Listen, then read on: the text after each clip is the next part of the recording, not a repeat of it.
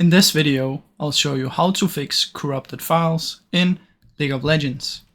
Now first, what you want to do is open up League of Legends and then come to the settings up here. Find League of Legends and press repair.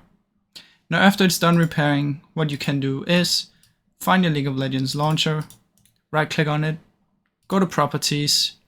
From in here, what you want to do is compatibility and activate these two.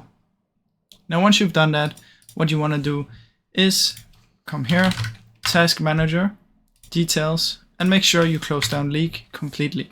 So search for L, look for League of Legends, search for R, write client, and then in task with all write related stuff. Now once you've done that, what you can do is simply open up League of Legends and it should hopefully be fixed.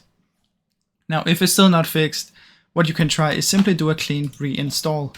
So it comes down to apps and features, search for League of Legends, click on install and then reinstall it. That's basically it, guys. Now I really hope you enjoyed this video. If you did, please leave a like and subscribe as it helps me out a ton. Thank you so much for watching.